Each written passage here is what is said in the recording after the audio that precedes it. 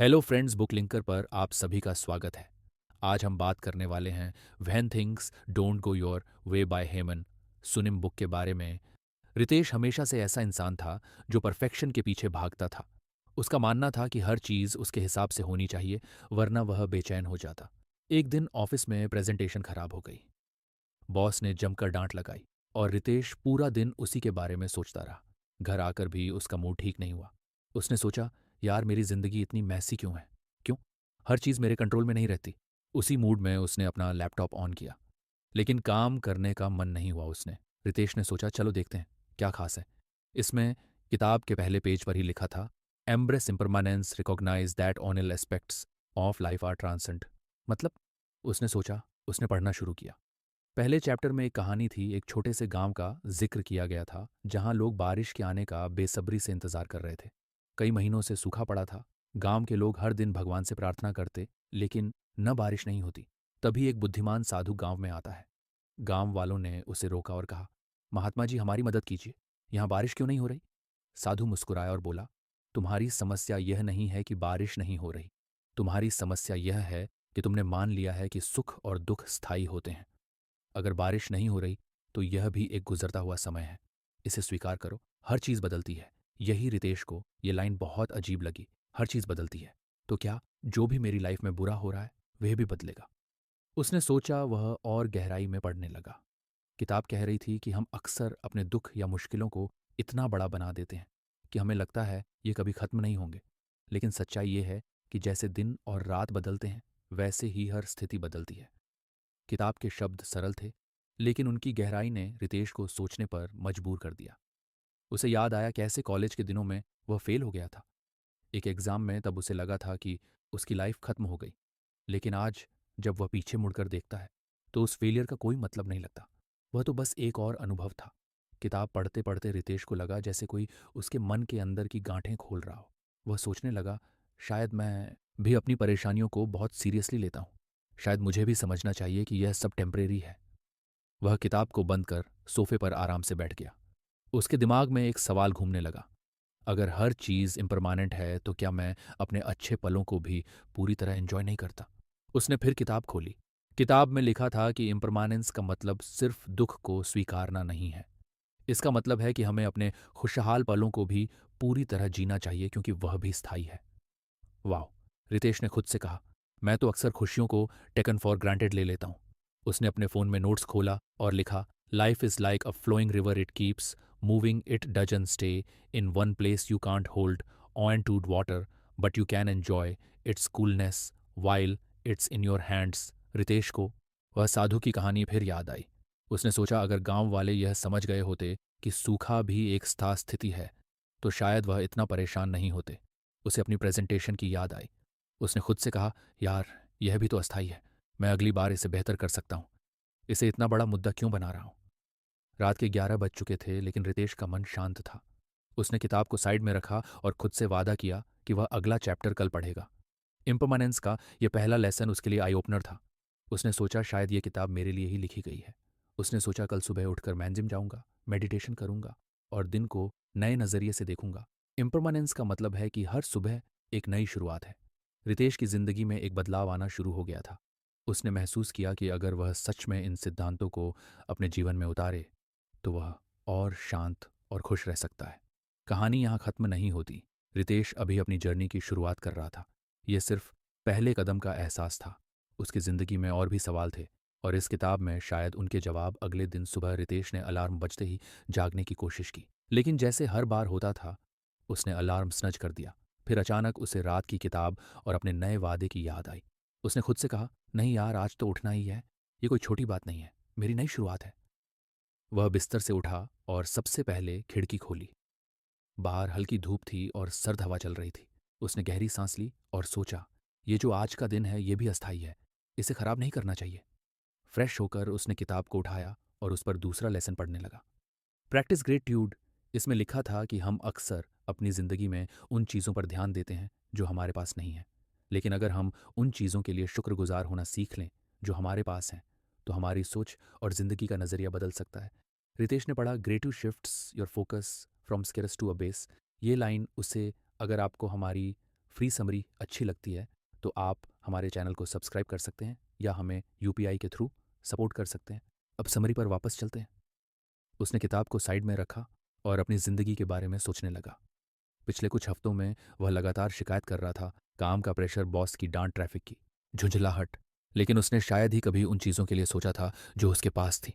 उसे याद आया कि उसके पास एक अच्छा घर है, एक सपोर्टिव परिवार है और सबसे बड़ी बात, उसे नई चीज़ें सीखने का मौका मिला है।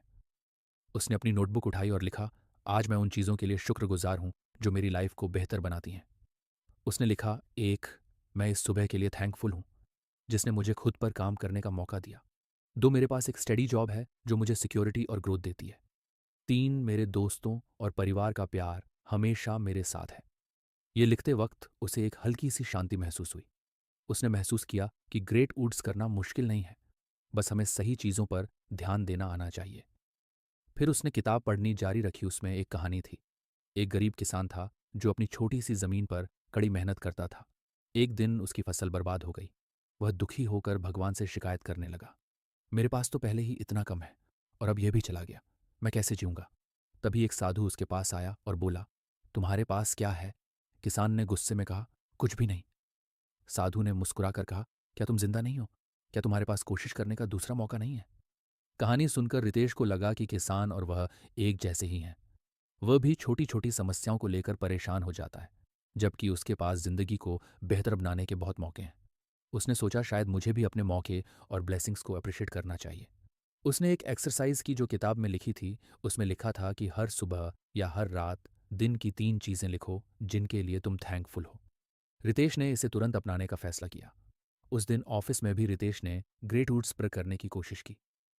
सुबह ऑफिस जाते वक्त ट्रैफिक में फंसे होने के बावजूद उसने झुंझला की बजाय सोचा, मैं थैंकफुल हूँ कि मैं गाड़ी चला सकता हूँ और मेरे पास एक अच्छी कार है। जब लंच ब्रेक हुआ तो उसने अपने साथियों के साथ बिताए समय को सराहा और सोचा, कितनी अच्छी बात है कि मेरे पास ऐसे लोग हैं जिनसे मैं खुलकर बात कर सकता हूँ। लेकिन रितेश को सबसे ज्यादा महसूस तब हुआ जब शाम को उसने अपने घर पहुंचकर अपने माता पिता से बात की। उसके पिताजी ने पूछा, कैसा दिन रहा बेटा? रितेश पहले अक्सर ऐसी बातों को हल्के में ले लेता था, लेकिन उस दिन उसने रुककर सोचा, पापा रोज पूछते हैं, वह मेरी परवाह करते हैं। ये छोटी चीज़ है लेकिन कितनी इंपॉर्टेंट है। उसने पिताजी से कहा, अच्छा था दिन और आपके कैसे थे पिताजी? यह सुनकर मुस्कुरा दिए। रात को उसने ग्रेट उडल में लिखा, एक, आज ट्रैफिक में फंसने के बावजूद मैंने अपना आप नहीं खोया। दो, लंच ब्रेक में दोस्तों के साथ हंसी मजाक ने मेरा दिन बनाया। थ्री, मेरे पापा का मुझसे हाल पूछना और उनके साथ हुई छोटी सी बातचीत। ये छोटी छोटी चीज़ें लिखते वक्त उसे महसूस हुआ कि उसकी ज़िंदगी में बहुत कुछ अच्छा है और जितना वह इन अच्छी चीज़ों पर ध्यान देगा उतना ही बेहतर महसूस करेगा। किताब ने एक और बात कही थी, gratitude just about big things, it's about finding joy in small everyday moments. Ritesh ने सोचा, ये तो सच है।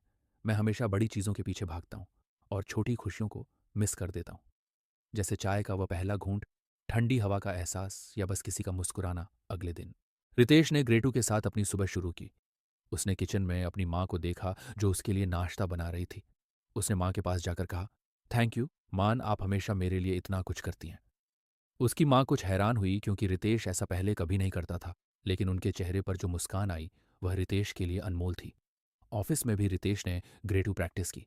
जब उसकी एक साथी ने प्रोजेक्ट में उसकी मदद की तो उसने उसे सिंसियरली थैंक यू कहा। वह साथी भी हैरान थी लेकिन खुश।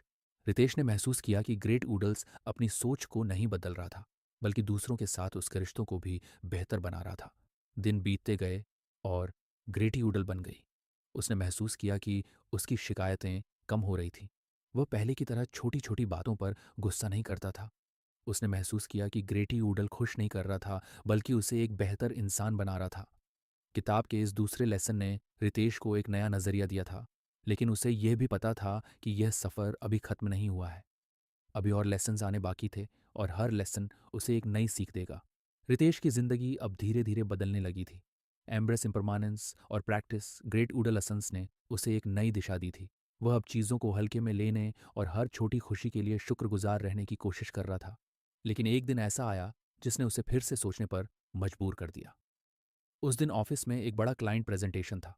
रितेश ने बहुत मेहनत की थी, लेकिन क्लाइंट के सवाल इतने कठिन थे कि वह घबरा गया और उसकी पूरी तैयारी गड़बड़ हो गई। मीटिंग के बाद उसके बॉस ने उसे बुलाया और कहा, रितेश, तुम्हें और बेहतर करना होगा। तुमसे यह उम्मीद नहीं थी। वह शब्द बार बार उसके कानों में गूंज रहे थे। उसने महसूस किया कि भले ही उसने ग्रेटू और इम्परमानेंस को अपनाया था, लेकिन वह अब भी अनकंफर्टेबल सिचुएशन से भागना चाहता था। घर आकर उस दिन का लेसन था वेलकम डिस्कम्फर्ट। उसने पढ़ा, instead of resisting uncomfortable situations approach them with a welcoming attitude. This mindset allow for personal growth and resilience. Ritesh ने किताब को बंद किया और सोचा, डिस्कम्फर्ट को वेलकम करना, ये कैसे हो सकता है? मैं तो हमेशा इससे भागने की कोशिश करता हूँ। क्या सच में ऐसा करना पॉसिबल है? उसने आगे पढ़ना शुरू किया। किताब में एक कहानी थी। एक नौजवान था जो पहाड़ पर चढ़ाई करने की कोशिश कर रहा था। पहली बार में वह कुछ कदम चलते ही थक गया और वापस लौट आया। उसने सोचा, यह बहुत मुश्किल है, मैं ऐसा नहीं कर सकता। लेकिन फिर उसने अपने गुरु से बात की। गुरु ने कहा, हर डिस्कम्फर्ट तुम्हें कुछ सिखाने आया है। अगर तुम इसे गले लगाओगे तो यह तुम्हें मजबूत बनाएगा, लेकिन अगर तुम इससे डरो तो यह तुम्हें हमेशा कमजोर रखेगा। यह सुनकर नौजवान ने अपने डर और असुविधा को स्वीकार किया। उसने फिर से चढ़ाई शुरू की, इस बार यह सोचते हुए कि हर कदम उसे मजबूत बना रहा है। आखिरकार उसने पहाड़ की चोटी तक पहुंचने में कामयाबी हासिल की। रितेश को यह कहानी सुनकर अपनी प्रेजेंटेशन की याद आई। उसने सोचा, मैंने तो डिस्कम्फर्ट से बचने की कोशिश की थी। शायद अगर मैं इस स्थिति को एक्सेप्ट करता और बेहतर तरीके से तैयार रहता तो मैं इसे हैंडल कर सकता था। उसने किताब को साइड में रखा और अपनी जिंदगी में उन पलों के बारे में सोचना शुरू किया जब उसने डिस्कम्फर्ट से भागने की कोशिश की थी। स्कूल के समय में उसे पब्लिक स्पीकिंग से डर लगता था। हर बार जब उसे मंच पर जाने के लिए कहा जाता तो वह कोई बहाना बनाकर बच जाता। उसने महसूस किया कि उस डर ने उसे कई अच्छे मौकों से दूर कर दिया था। रितेश ने खुद से कहा, अगर मैं डिस्कम्फर्ट से भागता रहूंगा तो मैं कभी आगे नहीं बढ़ पाऊंगा। मुझे इसे स्वीकार करना सीखना होगा। अगले दिन ऑफिस में चैलेंज के लिए तैयार किया उसकी टीम के लोग एक नई स्ट्रैटेजी पर चर्चा कर रहे और रितेश को अपनी बात रखने का मौका मिला। आमतौर पर वह चुप रहकर दूसरों की राय सुनता और बात खत्म हो जाने देता, लेकिन इस बार उसने डर को नज़रअंदाज करते हुए अपनी बात कही। उसे महसूस हुआ कि शुरू में असुविधा हुई, लेकिन जैसे ही उसने बोलना शुरू किया वह धीरे धीरे सहज हो गया। टीम ने उसकी राय को ध्यान से सुना और कुछ ने उसकी तारीफ भी की। उस दिन उसे महसूस हुआ कि डिस्कम्फर्ट को फेस करना इतना बुरा भी नहीं था। हाँ, शुरुआत में यह कठिन लगता है, लेकिन अगर उसे गले लगाया जाए तो ये एक ताकत बन जाता है। शाम को घर आकर उसने अपनी नोटबुक में लिखा, ओंग डिस्कम्फर्ट मुझे सिखाने के लिए आता है। 2, ये मुझे बताता है कि मैं अपनी सीमाओं को और आगे बढ़ा सकता हूँ। 3, इससे भागने की बजाय मुझे इसे गले लगाना चाहिए। उसने किताब में दिए एक और अभ्यास को अपनाने का फैसला किया। उसमें लिखा था, हर दिन अपने आप को एक छोटे डिस्कम्फर्ट में, यह तुम्हारे दिमाग और आत्मा को मजबूत बनाएगा। रितेश ने इसका अभ्यास करना शुरू किया। पहले दिन उसने ठंडे पानी से नहाने का फैसला किया। उसे हमेशा गर्म पानी से नहाने की आदत थी, लेकिन उस दिन उसने खुद को डिस्कम्फर्ट में डालने की कोशिश की। ठंडा पानी उसके शरीर पर गिरा और पहले कुछ सेकंड में उसे बहुत असहज महसूस हुआ, लेकिन फिर उसने अपनी सांस पर ध्यान केंद्रित किया और खुद से कहा, यह अस्थायी है, मैं इसे मिल सकता हूँ। और सच में कुछ देर बाद उसे ठंडे पानी की आदत हो गई। रितेश ने महसूस किया कि छोटे छोटे डिस्कम्फर्ट से गुजरने पर उसका आत्मविश्वास बढ़ने लगा था। अब वह बड़ी अनकंफर्टेबल सिचुएशंस को भी एक्सेप्टेंस के साथ देखने लगा। कुछ दिनों बाद ऑफिस में फिर से एक प्रेजेंटेशन का मौका आया। इस बार रितेश ने खुद आगे बढ़कर कहा, मैं इस प्रेजेंटेशन को हैंडल करूंगा। उसकी टीम हैरान थी क्योंकि पिछली बार वह घबरा गया था, लेकिन रितेश ने इस बार पूरी तैयारी की और प्रेजेंटेशन से पहले खुद को यह याद दिलाया, अगर कुछ गलत हुआ तो भी यह एक अनुभव होगा, मुझे इसे सीखने का मौका समझना चाहिए। उसने प्रेजेंटेशन दिया और क्लाइंट्स ने उसकी तारीफ की। भले ही सब कुछ परफेक्ट नहीं था, लेकिन रितेश ने इसे संभाल लिया। उसने महसूस किया कि डिस्कम्फर्ट उसे अब डराता नहीं था, बल्कि वह इसे एक चुनौती की तरह देखता था जो उसे बेहतर बना रहा था। रात को उसने अपनी ग्रेट हुडल में लिखा, एक, मैं थैंकफुल हूं कि मैंने डिस्कम्फर्ट को फेस किया और उससे सीखा। 2, आज मैंने खुद को उस डर से आज़ाद किया जो मुझे कमज़ोर बना रहा था। 3, मैं अब हर चुनौती को एक ग्रोथ अपॉर्चुनिटी की तरह देखूंगा। वेलकम डिस्कम्फर्ट का यह लेसन रितेश के लिए एक गेम चेंजर था। उसने समझा कि डिस्कम्फर्ट से भागने की बजाय उसे अपनाना चाहिए। हर बार जब वह असुविधा को गले लगाता तो उसे महसूस होता कि वह पहले से ज्यादा मजबूत हो गया है। लेकिन रितेश को पता था कि यह सफर यहीं खत्म नहीं होता। किताब में अभी और भी लेसन्स बाकी थे और वह हर दिन खुद को कुछ और बदलने के लिए तैयार था। रितेश के जीवन में बदलावों की एक नई लहर आ चुकी थी। एम्ब्रेस इम्परमानेंस प्रैक्टिस ग्रेट ऊडल कम डिस्कम्फर्ट ने उसे बेहद कुछ सिखाया था। वह अब अधिक शांत, मजबूत और समझदार महसूस करने लगा था, लेकिन जिंदगी हमेशा नई चुनौतियों से भरी रहती है। और रितेश का सफ़र अभी पूरा नहीं हुआ था। एक दिन ऑफिस में रितेश अपने कंप्यूटर पर काम कर रहा था। वो महीनों से एक प्रोजेक्ट पर मेहनत कर रहा था, जिसे वह अपना सबसे बड़ा योगदान मानता था। लेकिन अचानक बॉस ने उसे बुलाया और कहा, रितेश, ये प्रोजेक्ट अब रद्द हो रहा है। क्लाइंट ने दिशा बदलने का फैसला किया है। तुम्हारी मेहनत बेकार नहीं जाएगी, लेकिन अब हमें इस पर और समय नहीं लगाना चाहिए। यह सुनकर रितेश सन्न रह गया। उसने इस प्रोजेक्ट पर दिन रात मेहनत की थी। उसने कई बार अपनी छुट्टियां छोड़ दी थी, सिर्फ यह सोचकर कि यह प्रोजेक्ट उसकी कड़ी मेहनत का नतीजा दिखाएगा। लेकिन अब सब खत्म। वह ऑफिस के बाद घर आया और किताब उठाई। उस दिन का लेसन था, जाने कब छोड़ना है। रितेश ने पढ़ा, समय को समझना कि हमें क्या छोड़ना चाहिए जो हमें नहीं सेव करता है, एक प्रकार की बुद्धिमत्ता है। Letting go doesn't signify failure but rather the commencement on a new journey. उसने किताब को बंद किया और गहरी सांस ली। लेट गो करना, ये तो हार मानने जैसा लगता है, उसने खुद से कहा। लेकिन उसने यह भी महसूस किया कि पिछले कुछ हफ्तों में जो उसने सीखा था वह उसे इस स्थिति में मदद कर सकता है। उसने किताब को फिर से खोला और पढ़ना जारी रखा। किताब में एक कहानी थी। एक नाविक था जो समुद्र में तूफान का सामना कर रहा था। उसकी नाव में बहुत ज्यादा सामान लदा हुआ था और वह जानता था कि अगर उसने सामान फेंका नहीं तो उसकी नाव डूब जाएगी। लेकिन सामान फेंकना उसके लिए आसान नहीं था, क्योंकि वह उसकी मेहनत की कमाई थी। आखिरकार उसने अपने जीवन को बचाने के लिए सामान फेंक दिया। वह किनारे पर पहुंचा और बाद में उसने महसूस किया कि उसकी जान बचाने का फैसला सही था। सामान तो वह फिर से कमा सकता था, लेकिन अगर उसने उस समय नहीं छोड़ा होता तो उसकी नाव डूब जाती। रितेश को यह कहानी अपने प्रोजेक्ट पर लागू लगने लगी। उसने सोचा, शायद मुझे भी इस प्रोजेक्ट को छोड़ने का वक्त आ गया है।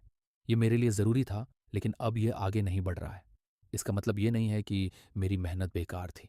शायद यह सिर्फ एक नई शुरुआत का संकेत है। उसने महसूस किया कि हम अक्सर चीज़ों को इसलिए पकड़ कर रखते हैं क्योंकि हमें डर लगता है कि छोड़ने का मतलब हार मान लेना है। लेकिन हर बार ऐसा नहीं होता। कभी कभी भी छोड़ देना हमें आगे बढ़ने का मौका देता है। उस रात उसने अपने अनुभवों के बारे में सोचा। उसे याद आया कि स्कूल के समय में वह पेंटिंग बहुत शौक से करता था। उसने कई प्रतियोगिताओं में भाग लिया और जीता भी। लेकिन जैसे जैसे वह बड़ा हुआ, उसकी प्राथमिकताएं बदल गईं। उसने पेंटिंग करना छोड़ दिया और पढ़ाई और करियर पर ध्यान केंद्रित किया। पहले उसे लगा था कि पेंटिंग छोड़ना एक गलती थी, लेकिन अब उसने महसूस किया कि अगर वह पेंटिंग के प्रति जुन रहता तो शायद वह अपने करियर में इतनी मेहनत नहीं कर पाता। उसने किताब से एक और वाक्य पढ़ा, letting go is not about giving up, it's about making space for something new to bloom. ये वाक्य उसके दिल को छू गया। उसने महसूस किया कि हर बार जब उसने कुछ छोड़ा है तो कुछ नया और बेहतर उसकी जिंदगी में आया है। अगले दिन ऑफिस में रितेश ने प्रोजेक्ट की फाइलें क्लोज करने का काम शुरू किया। पहले उसे भारीपन महसूस हो रहा था, लेकिन जैसे जैसे दिन बीता उसने खुद को हल्का महसूस किया। उसने सोचा, अब मैं नए प्रोजेक्ट्स पर ध्यान दे सकता हूँ। ये अंत नहीं है, ये एक नई शुरुआत है। उसने एक और चीज़ की। वह अपने एक पुराने दोस्त को कॉल करता जिसके साथ उसका कुछ साल पहले मनमुटाव हो गया था। वह जानता था कि इस रिश्ते को खींचे रखने का कोई मतलब नहीं था। उसने दोस्त से कहा, यार जो भी हुआ उसे भूल जाते हैं, अब मैं आगे बढ़ना चाहता हूँ। उसके दोस्त ने भी माफ़ी मांगी और दोनों ने एक नई शुरुआत की। रितेश को लगा कि सिर्फ चीज़ें ही नहीं, बल्कि पुराने गिले शिकवे और टूटे रिश्ते भी कभी कभी छोड़ने की ज़रूरत होती है। उसने अपनी नोटबुक में लिखा, एक छोड़ने का मतलब विफल नहीं है, बल्कि मैं कुछ नया के लिए तैयार हूँ। दो, कुछ चीज़ें हमारे साथ हमेशा नहीं रहती और यह ठीक है। तीन, मुझे जगह बनानी है ताकि नई चीज़ें मेरी ज़िंदगी में आ सके। एक हफ्ता के बाद रितेश ने ऑफिस में एक नए प्रोजेक्ट पर काम करना शुरू किया। यह प्रोजेक्ट पहले से कहीं बड़ा और चुनौतीपूर्ण था। उसने महसूस किया कि पुराने प्रोजेक्ट को छोड़ने से वह इस नई शुरुआत के लिए तैयार हुआ था। रात को उसने अपने कमरे में बैठकर किताब को फिर से देखा। उसने महसूस किया कि know when to let go का लेसन न केवल काम के लिए बल्कि जीवन के हर पहलू के लिए। ये लेसन उसे हर बार याद दिलाएगा कि कुछ छोड़ने का मतलब कुछ नया पाने का मौका है। रितेश की जर्नी अब भी जारी थी। उसने ये समझ लिया था कि जिंदगी में पकड़ने से ज्यादा जरूरी है सही समय पर छोड़ना, और शायद आने वाले लेसन्स में वह और भी गहराई से यह समझ पाएगा। रितेश की जिंदगी अब पहले से कहीं ज्यादा बेहतर और संतुलित लगने लगी थी। उसने know when to let go को गहराई से अपनाया था। पुराने प्रोजेक्ट को छोड़ने के बाद वह न केवल एक नए प्रोजेक्ट में तीथी व्यस्त हो गया था, बल्कि उसने अपने व्यक्तिगत रिश्तों और भावनाओं में भी हल्कापन महसूस किया। लेकिन जैसा कि जिंदगी में हमेशा होता है, एक नई चुनौती उसकी राह में खड़ी हो गई। ऑफिस में एक बड़ा क्लाइंट प्रोजेक्ट चल रहा था। और इस बार रितेश को टीम का नेतृत्व करने का जिम्मा मिला। ये एक ऐसा मौका था जिसका वह लंबे समय से इंतजार कर रहा था। लेकिन ये प्रोजेक्ट जितना बड़ा था, उतनी ही ज्यादा जटिलताएं भी साथ लाया। टीम में मतभेद, क्लाइंट की बदलती मांगें और समय सीमा की कड़ी पाबंदी, ये सब मिलकर रितेश के लिए तनाव का कारण बन गए। एक शाम जब रितेश थका हारा घर लौटा तो उसने किताब 24/8 उठाई। उस दिन का लेसन था व्यू डिफिकल्टीज एज अपॉर्चुनिटी। उसने पढ़ना शुरू किया। सही चुनौतियों को खुशी के रास्ते में अवरोध के बजाय एक अभिन्न अंग के रूप में देखें, जो खुशी की दिशा में एक अहम भाग है। Each difficulty presents a chance for self discovery and personal development. Ritesh ने गहरी सांस ली। उसने सोचा, चुनौतियों को अवसरों की तरह देखना, क्या यह इतना आसान है? लेकिन उसने पिछले लेसन से जो सीखा था, उसने उसे किताब को ध्यान से पढ़ने के लिए प्रेरित किया। किताब में एक कहानी थी। एक पुराने समय में एक राजा ने अपने राज्य की सड़कों पर एक 24-20 बड़ा पत्थर रखवा दिया। जो भी वहां से गुजरता, वह उस पत्थर से परेशान होकर राजा को कोसता और आगे बढ़ जाता। लेकिन एक दिन एक गरीब किसान वहां आया। उसने पत्थर को हटाने की कोशिश की। उसे पसीना आया। उसकी पीठ दर्द से झुक गई, लेकिन वह रुका नहीं। आखिरकार जब उसने पत्थर को हटा दिया तो उसके नीचे सोने की थैली और एक चिट्ठी मिली। उस चिट्ठी में लिखा था, हर चुनौती तुम्हें कुछ सिखाने और इनाम देने के लिए आती है। अगर तुम हार मान लोगे तो ना सीख पाओगे, ना पा सकोगे। रितेश को यह कहानी बहुत प्रेरणादायक लगी। उसने ने सोचा, शायद मेरे सामने जो परेशानियां हैं, पीस व त्रदी, वे भी मुझे कुछ सिखाने और बेहतर बनाने के लिए आई हैं। लेकिन मैं तो इन्हें सिर्फ परेशानियों की तरह देख रहा हूं। अगले दिन ऑफिस में रितेश ने एक नई दृष्टि से काम करने का फैसला किया। सबसे पहले उसने अपनी टीम के साथ एक मीटिंग की। उसने उनसे कहा, मुझे पता है कि यह प्रोजेक्ट मुश्किल है, लेकिन हम इसे एक चैलेंज की तरह लें। जो भी दिक्कतें आएंगी, हम उन्हें मिलकर हल करेंगे। यह हमारी टीम को और मजबूत बनाएगा। टीम को भी रितेश का यह दृष्टिकोण पसंद आया। धीरे धीरे वे सब मिलकर समस्याओं को हल करने लगे। अगर क्लाइंट ने अचानक कुछ बदलाव मांगे तो रितेश ने इसे फ्रस्ट्रेशन की बात मानी।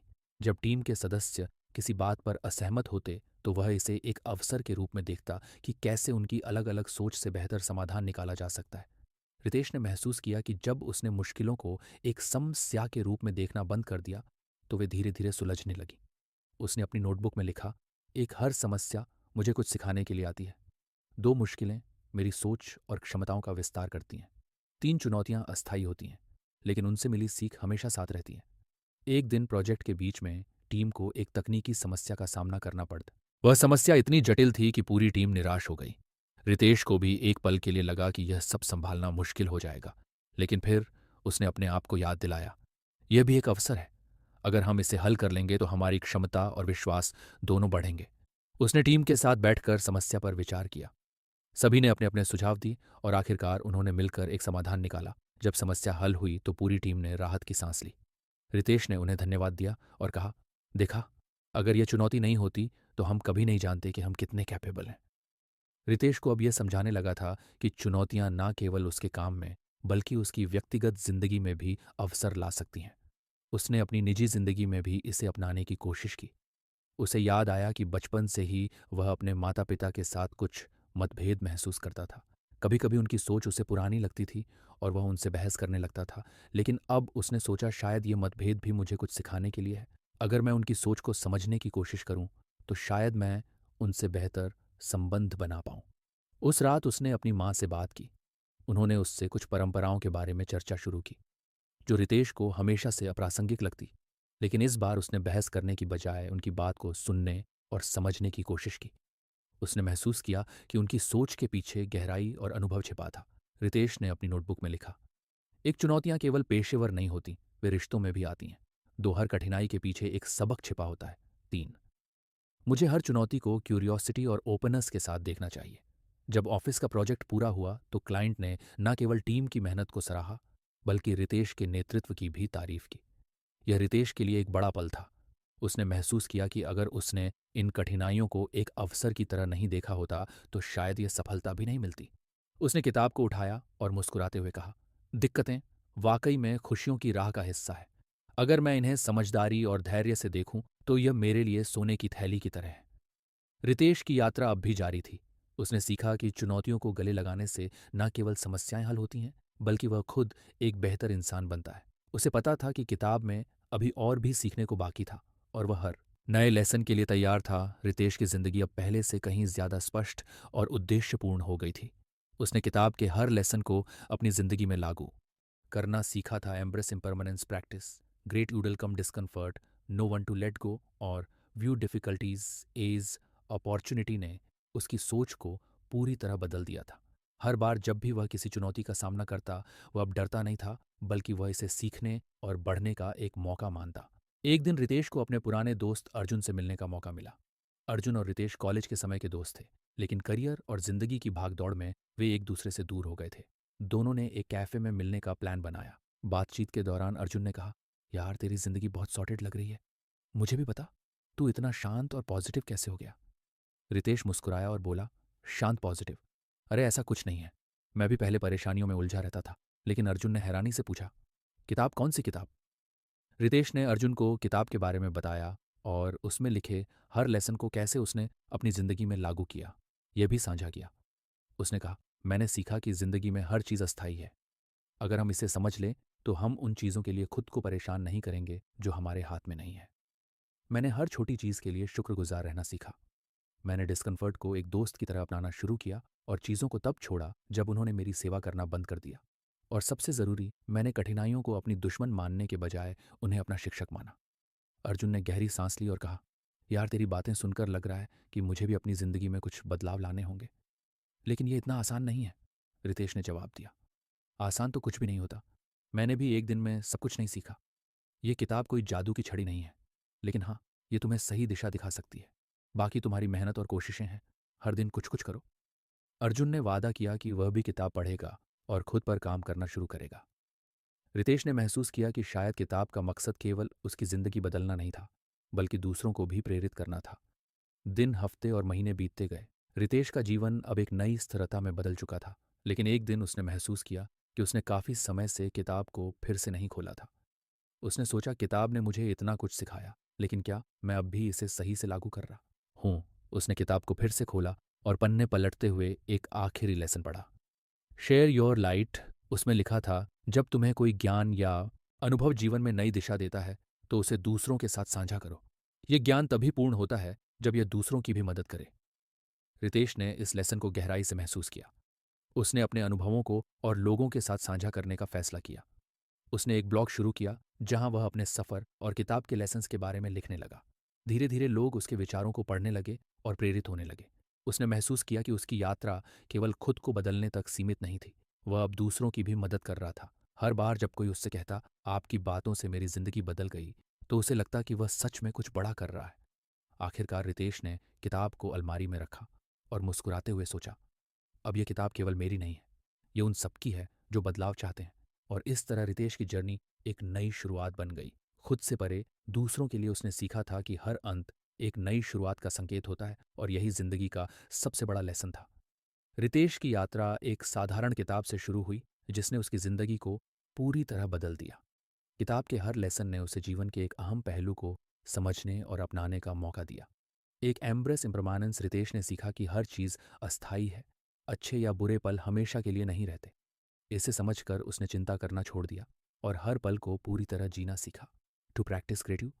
उसने महसूस किया कि जो कुछ उसके पास है उसकी कद्र करना जरूरी है। शिकायत करने के बजाय उसने छोटी छोटी चीजों के लिए शुक्रगुजार होना सीखा, जिससे उसे शांति और संतोष मिला। 3 वेलकम डिस्कम्फर्ट। मुश्किल हालात से भागने के बजाय उन्हें अपनाना रितेश के लिए एक बड़ा सबक था। उसने डिस्कम्फर्ट को अपने विकास का जरिया मानकर उसे गले लगाना सीखा। 4 जाने कब छोड़ना है। कुछ चीज़ों को छोड़ना कमजोरी नहीं, बल्कि नई शुरुआत का संकेत होता है। उसने पुराने प्रोजेक्ट और गिले शिकवे को छोड़कर खुद को हल्का महसूस किया। 5 व्यू डिफिकल्टीज एज अपॉर्चुनिटी। उसने चुनौतियों को बाधा के बजाय सीखने और मजबूत बनने का मौका माना। कठिनाइयों ने उसे उसकी क्षमताओं का एहसास कराया और उसे खुद पर भरोसा करना सिखाया। 6 शेयर योर लाइट। अंत में रितेश ने जाना कि ज्ञान को बांटना उसका अगला कदम है। उसने अपनी सीख और अनुभवों को दूसरों के साथ साझा किया, जिससे ना केवल उसकी बल्कि कई और लोगों की जिंदगी बदली। रितेश की कहानी इस बात की गवाही थी कि सही दृष्टिकोण और सीखने की इच्छा से जिंदगी में कोई भी बदलाव संभव है। तो फ्रेंड्स, ये थी हमारी आज की बुक समरी। आपको कैसी लगी कमेंट करके ज़रूर बताएं, और धन्यवाद आपका समरी एंड तक सुनने के लिए आई।